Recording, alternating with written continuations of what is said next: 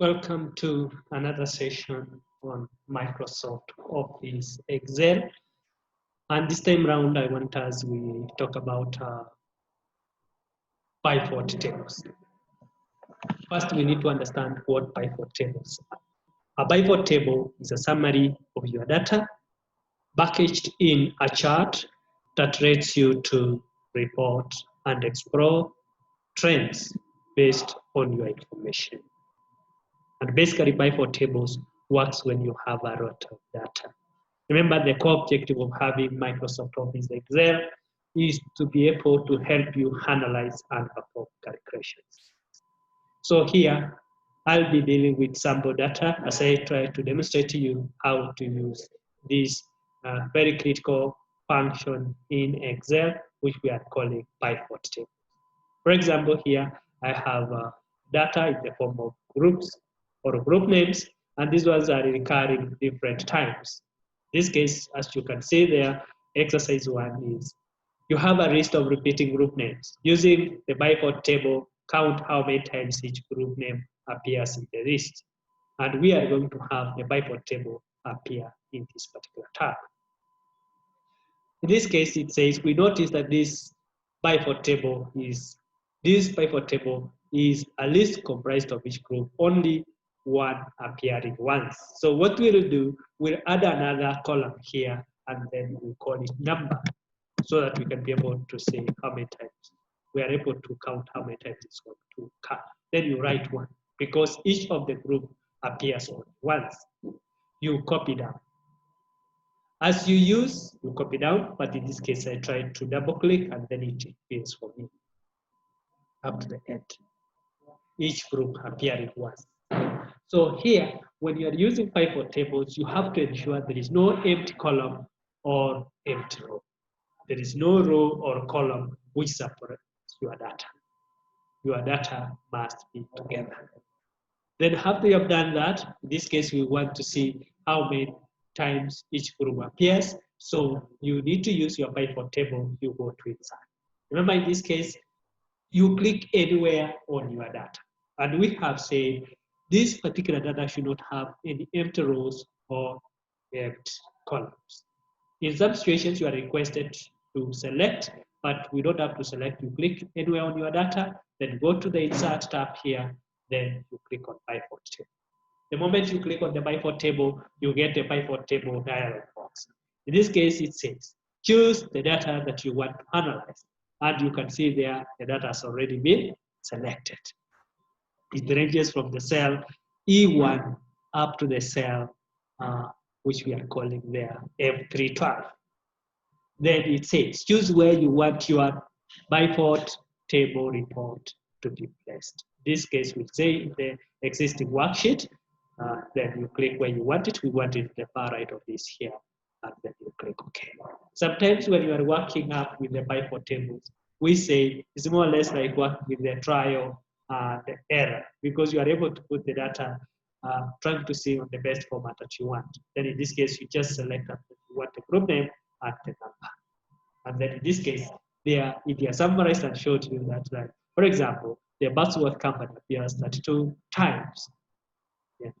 The Hehe car appears 33 times. That's how you are able to use pivot tables to summarize your data. Let's try to look at another example. Here I open exercise 2. In exercise 2, I have now the group segments which are divided into what we refer as medium, small, and big, and then their various revenues. We also have their various revenues. So it says there are 3 preset segments in all the groups, put into big, medium, and tiny. Using the pivot table, which you are able to read here at the bar, right? Using a pivot table, create a table displaying revenue for each segment. Keep the pivot table in this tab. So we are going to have the pivot table on this tab. So in this case, as we said, we have to ensure that our data doesn't have an empty row or empty column between them. So click inside your data, then go to insert, then click on Pi4 table. Well, in this case here, you can see it's saying choose the data that you want to analyze. The data is already selected for us. Then where do you want? We want it in the same worksheet, in an existing worksheet, not in a new sheet. Then you click to the far right of that worksheet. Then you click OK. So here you have your data. Remember, the far right, you can see the fields. So we have the group segment. So if you want it in summary, you click group segment, then you need revenue and you need expenses.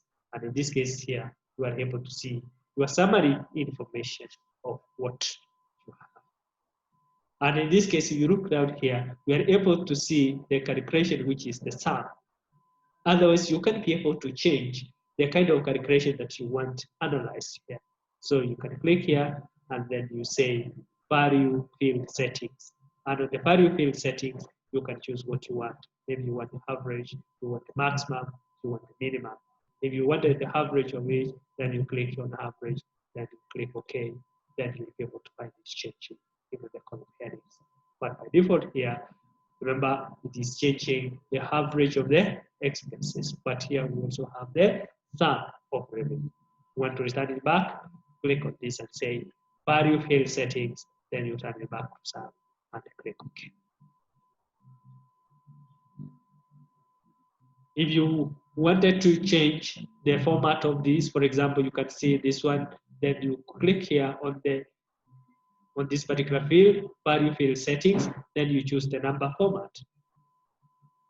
You have to choose the number format. Then here you will say it's a number. How many decimal places? Up to 2. So you can choose 2, or if you want 0, then up to 0 decimal places. Then click OK. Click OK as well. Then you will find that it has removed that. Then you do the same for the revenue, value field settings. Then you say number format. Number format says a number up to 0 decimal places. Then click OK. Click OK. You want it to have 1,000 separator, then you have to click again. You have to repeat the same process. Then here, the number format, you'll say use 1,000 separator. Click OK. Click OK. You do the same for this one. Value field settings, number format, then you can use 1,000 separator. Click OK. Click OK.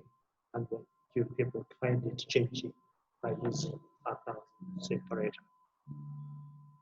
So that's all that we can be able to learn for now about Pi4 tables. We'll be able to learn in our consequent sessions on how to use the Pi4 table. Thank you.